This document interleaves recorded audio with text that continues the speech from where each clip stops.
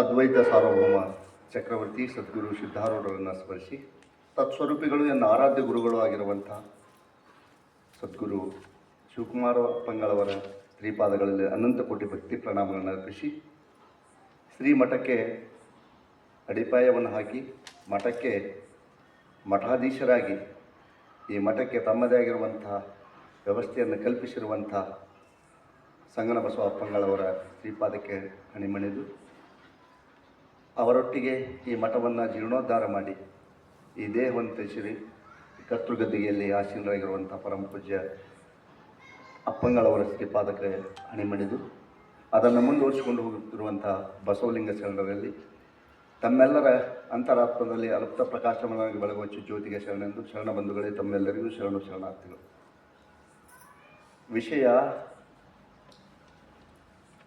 ಕ್ರಮ ತಪ್ಪಿ ನಡೆಯುವುದರಿಂದ ಕಷ್ಟ ಮಿನ್ನುಂಟೆ. ಬಹಳ ಸುಂದರವಾದ ಮಾತು.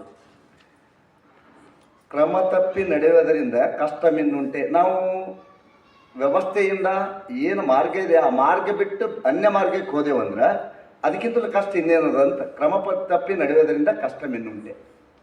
ಬಹಳ ಸುಂದರವಾಗಿರುವಂಥದ್ದು. ಮಹಾತ್ಮರು ಹೇಳ್ಕೊಂಡು ಬರ್ತಾರೆ, ಆಚಾರವಿಲ್ಲದ ನಾಲಿಗೆ ನಿನ್ನ ಹೇಸಿಗುಣ ಬಿಡೋ ನಾಲಿಗೆ ಅಂತ. ನಾಲಿಗೆ ಮೇಲೆ ನಮಗೆ ಹೇಗೆ ಅಂದರೆ ಹಿಡಿತಾ ಬೇಕು. ಇವೆಲ್ಲ ಇಂದ್ರಿಯಗಳ ಮೇಲೆ ಹಿಡಿತಾ ಇಲ್ಲ ಅಂದರೆ ಕ್ರಮ ತಪ್ಪಿ ಬಿಡ್ತದೆ. ಒಮ್ಮೆ ಏನಾಯಿತು ಅಂತ ಕೇಳಿದರೆ, ಮುಖದಲ್ಲಿರುವಂಥ ಗಲ್ಲ ಒಮ್ಮೆ ಜಗಳ ತೆಗಿತಂತೆ ದೇವರ ಜೊತೆ. ಮನುಷ್ಯನ ದೇಹದ ಜೊತೆ ನಾನು ಎಷ್ಟು ಸುಂದರ ಇದ್ದೀನಿ, ನಾನು ಗಲ್ಲಿಲ್ಲ ಅಂದರೆ ನಿನ್ನ ಮುಖನೇ ಇರೋಂಗಿಲ್ಲ ಅಂತ ಗಲ್ಲ ಭಯಂಕರ ಜಗಳ ತೆಗೆದುಬಿಡ್ತು. ಅವಾಗ ಅಲ್ಲೇ ಇರುವಂಥ ಗದ್ದನು ಅಂತಂತೆ, ನಿಂದೇನು ಭಾಳ ದೊಡ್ಡ ಆಗದೆ, ಹಿಂಗಿರ್ತಾವಲ್ಲ ನೀನು ಎಷ್ಟು ಬೇಕಾದಷ್ಟು ಗಜ್ಜತಿ ಗದ್ದ, ಇದು ಭಾಳ ಪ್ರಾಮುಖ್ಯತೆ ಇದೆ, ಅದ್ವಾಯ್ತು ಅಂದ್ರೆ ಮುಖನೇ ಉಳಿಯಂಗಿಲ್ಲ ಅಂತೇಳಿ ಗದ್ದ ಅಂತಂದು. ಅವಾಗ ಮೂಗಂತತ ಎಲ್ಲಕ್ಕೂ ಸಿರಿಯಾಗಿರುವಂಥದ್ದು ಯಾವುದಂದ್ರೆ ಮೂಗು. ನಾನೇ ಅದ್ವತ್ತದ ಅಂಕ ಒಂದಿಷ್ಟು ಡಂಕ ಇದ್ನಂದ್ರೆ ಮುಖಕ್ಕೆಲ್ಲಿ ಬೆಲೆ ಅದ ಏನಿಲ್ಲ ಅಂತೇಳಿ ಅದು ಜಗಳ ತೆಗಿತು. ಅವು ಹಲ್ಲುಗಳಿದ್ವಲ್ಲ 32 ಹಲ್ಲುಗಳು, ಅವು ಒಂದು ಎಲ್ಲದಕ್ಕೂ ಸೌಂದರ್ಯ ಯಾರು ಅಂತ ಕೇಳಿದ್ರೆ ನಮ್ಮ ಹಲ್ಲುಗಳು. ನಾವಿಲ್ಲ ಅಂದರೆ ಅದ್ವತ್ತದ ಜೀವನ ಅಂತ ಅಂದ್ಕೊಳ್ಳೆ ಇದೆಲ್ಲವನ್ನು ಅವಲೋಕಿಸ್ತಿರುವಂಥ ಒಂದಿಷ್ಟು ಮತ್ತೆ ಹೃದಯ ಮಾತಾಡ್ತಂತ. ಅಲ್ಲ, ಈಗ ಗಲ್ಲ ಜಗಳ ತೆಗಿತು, ಗದ್ದ ಜಗಳ ತೆಗಿತು, ಹಲ್ಲು ಜಗಳ ತೆಗಿತು, ಇವೆಲ್ಲ ಜಗಳ ತೆಗೆದು ನಾಳೆಗೆ ನೀನು ಸುಮ್ಮಿದ್ದೀಯಲ್ಲ, ನೀ ಯಾಕೆ ಸುಮ್ಮಿದ್ದೀನಿ, ನಿಂದೇನು ಇರಬೇಕಲ್ಲ ಅಂತ ಕೇಳಿದ್ರು. ಅವಾಗ ನಾಳೆಗೆ ಹೇಳ್ತಂತ, ನಾ ಗಪ್ಪಿದ್ದೀನಿ ಅಂತ ಹೇಳಿ ನೀವೆಲ್ಲರೂ ಸುರಕ್ಷಿದ್ದೀರಿ, ನಾವು ಹೊರಗೆ ಬಂದಂದ್ರೆ ನಿನ್ನ ಗದ್ದು ಉಳಿಯಂಗಿಲ್ಲ, ಗಲ್ಲು ಉಳಿಯಂಗಿಲ್ಲ, ನಿಮ್ಮ ಹಲ್ಲು ಉಳಿಯಂಗಿಲ್ಲ, ಏನೂ ಉಳಿಯಂಗಿಲ್ಲ. ನಾನು ಹೊರಗೆ ಬಿಟ್ಟ ಅಂದರೆ ನಾಲಿಗೆ ಮೇಲೆ ಹಿಡಿತಬೇಕು. ಮನುಷ್ಯನಿಗೆ ನಾಲಿಗೆ ಎಷ್ಟು ಪ್ರಾಮುಖ್ಯತೆ ಅದ ಅಂತ ಕೇಳಿದರೆ, ಪ್ರತಿಯೊಂದು ಈ ಊರು ಹೆಂಗದ ಅಂತ ಕೇಳಿದ್ರೆ ನೀ ಹೆಂಗಿದ್ದಿದ್ದು ಹಂಗದ, ನಿನ್ನ ನಾಲಿಗೆ ಹೆಂಗದ ಹಂಗಿದೆ. ಅಂದರೆ ನಮ್ಮ ಆಚಾರ ವಿಚಾರಗಳೆಲ್ಲ ಹೆಂಗಿರಬೇಕು ಅಂದರೆ, ನಮ್ಮ ವ್ಯವಸ್ಥೆ ಒಂದು ಚೌಕಟ್ಟಿದೆ. ಸಮಾಜ ಆಗಲಿ ಅಥವಾ ಧಾರ್ಮಿಕ ವ್ಯಕ್ತಿಗಳಲ್ಲಿ ಒಂದು ಚೌಕಟ್ಟು ಹಾಕಿದ್ದಾರೆ. ಆ ಚೌಕಟ್ಟಿನ ಎಲ್ಲೇ ಮೀರದ ಹಾಗೆ ಇತ್ತು ಅಂದರೆ ಬದುಕು ಸಮೃದ್ಧ ಆಗ್ತದೆ.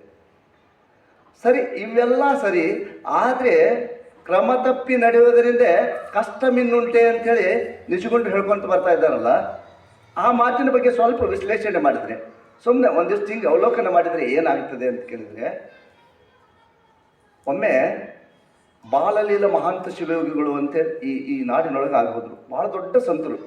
ಸುಮ್ಮನೆ ಹಿಂಗೆ ಮನುಷ್ಯನಿಗೆ ನೋಡಿದ್ರೆ ಸಾಕು ಇವನ ಭಾವನೆ ಹಿಂಗೆ ಅಂತೇಳಿ ಹೇಳ್ತಿದ್ರು. ಅಷ್ಟು ಮೇಧಾಶಕ್ತಿ, ಅಷ್ಟು ಪ್ರಾವೀಣ್ಯತೆ ಬದುಕಿನೊಳಗೆ. ಅವರು ಸುಮಾರು 7 ವರ್ಷದ ಮಗು ಇದ್ದಾಗಲೇ ಅನಂತ ಲೀಲೆಗಳನ್ನು ಮಾಡಿರುವಂಥ ಬಾಲಲೀಲ ಮಹಾಂತ ಶಿವಯೋಗಿಗಳು.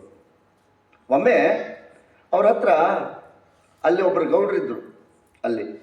ಅಲ್ಲಿ ಸಂಗನಗೌಡ ಅಂತ ಕೇಳಿದರೆ, ಆ ಗೌಡನ ಮಾತು ಯಾರೂ ಮೀರುವಂಗಿಲ್ಲ, ಮಹಾತ್ಮರು ಮೀರ್ತಿರ್ಲಿಲ್ಲ. ಅವನ್ನೆಲ್ಲ ಮಠದ ಉಸ್ತುವಾರಿಯನ್ನೆಲ್ಲ ಅವನೇ ನೋಡ್ಕೊಳ್ತಿದ್ದ.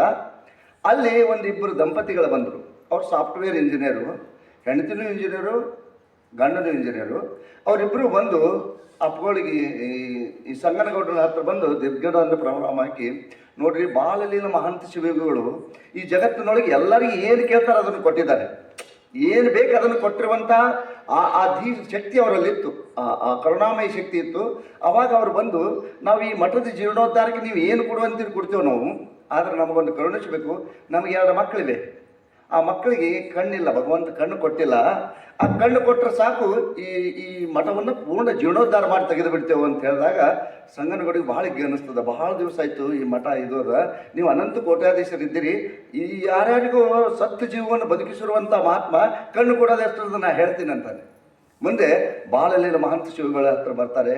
ಬಂದು ಸಂಗನಗೌಡ ಹೇಳ್ತಾನೆ, ಅಪ್ಪ ನೀ ಜಗತ್ತಿನೊಳಗೆ ಎಲ್ಲರಿಗೂ ಏನು ಬೇಕಾದ ಕೊಟ್ಟಿದ್ದು, ಏನು ಕೇಳ್ತಿ ಅದನ್ನೆಲ್ಲ ದಾರಿ ಎರೆದಿದ್ದಿ.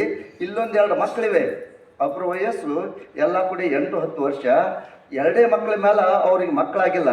ಸುಮಾರು 10 ವರ್ಷಗಳಿಂದ ಆ 2 ಮಕ್ಕಳಿಗೆ ಕಣ್ಣು ಕೊಟ್ಟೆ ಅಂದರೆ ನನ್ನ ಮಠನೇ ಉದ್ಧಾರ ಆಗಿ ಹೋಗಿಬಿಡ್ತದೆ, ನೀನು ಯಾಕೆ ಕಣ್ಣು ಕೊಡಬಾರ್ದು ಅಂದಾಗ ಭಾಳ ಮಲ್ಲಿಲ್ಲ ಮಹಾನ್ ಶಿವಗಳು ಹೇಳ್ತಾರೆ, ಅಲ್ಲೋ ಕಣ್ಣು ಕೊಡೋದು ದೊಡ್ಡಾಗೋದಿಲ್ಲ, ಕರ್ಮ ಬಹಳ ದೊಡ್ಡದು ಒಂದು ಅಂತ ಹೇಳ್ತಾರೆ ಅವರು.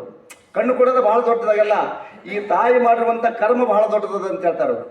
ಅವಾಗ ಸಂಗನಗೌಡ ಅಂಥ ಕರ್ಮ ಏನು ಮಾಡಿದ್ದಾಳೆ ಆ ಪುಣ್ಯಾತ್ಗಿತ್ತಿ, ಅಂಥ ಕಠೋರವಾಗಿರುವಂಥ ಕರ್ಮ ಏನು ಮಾಡಿದ್ದಾಳೆ ಅಂತ ಕೇಳಿದಾಗ ಹೇಳ್ತಾರೆ, ಈಕೆ ಮೊದಲನೇ ಜನ್ಮದೊಳಗೆ 2 ಮಕ್ಕಳಿದ್ದು, ಈಕೆಗೆ 2ನೇ ಮಗು ಹೆಂಡತಿಯಾಗಿ ಸ್ವೀಕಾರ ಮಾಡಿದ್ದ. ಅಲ್ಲಿ ಒಬ್ಬ ಗೌಡ, ಆ ಊರಿನ ಗೌಡ, ಈಕಿ ಏನು ಮಾಡಿದಳು ಅಂತ ಕೇಳಿದ್ರೆ ಆ ಮಕ್ಕಳಿಗೆ, ತನ್ನ ಮಗನಿಗೆ ಒಂದು ಗಂಡು ಮಗ ಆದ ಕೂಡಲೇ ಈ 2 ಮಕ್ಕಳಿಗೆ ಕಳ್ಳಿ ಹಾಲ ಮತ್ತು ಬೇರೆ ವಿಷ ಹಾಕಿ 2 ಕಣ್ಣುಗಳನ್ನು ತೆಗೆದುಬಿಟ್ಟಿರ್ಲಿ 2 ಮಕ್ಕಳದು.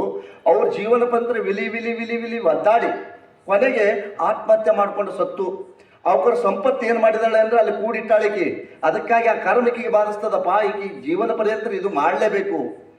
ಅವಾಗ ಸಂಗನಗೌಡರು ಅಂತಾರೆ, ಇಷ್ಟು ಕರ್ಮ ಭೀಕರವಾಗಿದ್ದರೆ ಯಪ್ಪ ನೀ, ಯಾಕಂದ್ರೆ ಸದ್ಗುರು ಅಂದರೆ ಎಲ್ಲ ಕರ್ಮಗಳನ್ನು ಸ್ವೀಕಾರ ಮಾಡಿ ಅವ್ರಿಗೆ ಉದ್ಧಾರ ಮಾಡುವಂಥ ಗುಣ ನಿನ್ನಲ್ಲದಲ್ಲೋ ಯಪ್ಪ, ನೀ ಹೆಂಗಾರೆ ಮಾಡಿ ಇವರನ್ನು ಮಾಡಬೇಕು ಅಂದಾಗ ಆ ಬಾಲಲೀಲ ಮಹಂತ ಶಿವಗಳು ಹೇಳ್ತಾರೆ, ಇದನ್ನು ಕಳಿಬೇಕಾದ್ರೆ ಒಂದಿಷ್ಟು ಕ್ರಿಯೆಗಳಪ್ಪ. ಏನು ಅಂತ ಕೇಳಿದರೆ, ಈಗೇನು ಅವರು ಒಲಿ ಹೊತ್ತಿಸ್ತಾರಲ್ಲ, ಈಗಿನ ಮನೆ ಅದೇ ಮನೆಯೊಳಗೆ ಹುಟ್ಟಿ ಬಂದಾಳಿಕೆ ಹೆಣ್ಮಗಳು, ಆ ಒಲಿ ಕೆಳಗೆ ಒಂದು ನಿಧಿ ಅದ. ಎಷ್ಟದಂದ್ರೆ 1 ಕ್ವಿಂಟಲ್ ಬಂಗಾರ. ಈ ಮಕ್ಕಳು ಇವರ ತಂದೆ ದುಡಿದಿರುವಂಥ 1 ಕ್ವಿಂಟಲ್ ಬಂಗಾರದ ಆ ಬಂಗಾರ ತೆಗೆದು ಏನು ಮಾಡಬೇಕಂದ್ರೆ ದಾನ ಧರ್ಮ ಪರೋಪಕಾರ ಮಾಡಿಬಿಡಕ್ಕೆ. ಕಂಪ್ಲೀಟಾಗಿ ದಾನ ಧರ್ಮ ಪರೋಪಕಾರ ಮಾಡಿದಳಂದ್ರೆ ಮಾತ್ರ ಮುಂದೆ 3 ವರ್ಷದ ನಂತರ ಈ ಮಕ್ಕಳಿಗೆ ಕಣ್ಣು ಬರ್ತಾವಪ್ಪ ಅಂತ ಹೇಳ್ತಾರೆ.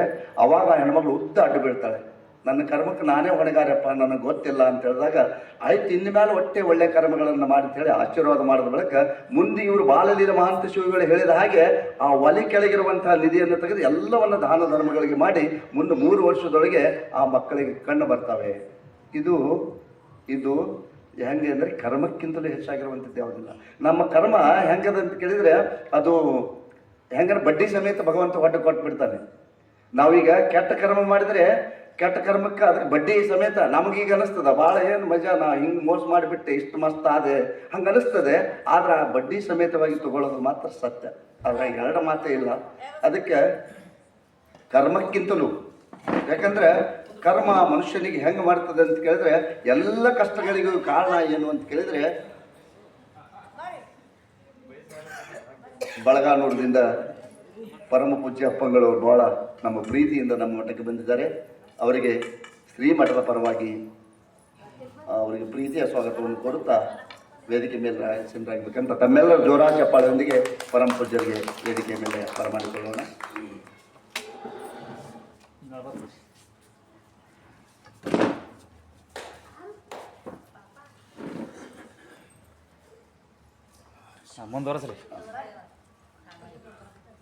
ಕರ್ಮ ಮನುಷ್ಯರಿಗೆ ಬಹಳ ಕಷ್ಟಕ್ಕೆ ಈಡು ಮಾಡ್ತಾ ಇದೆ. ಕರ್ಮ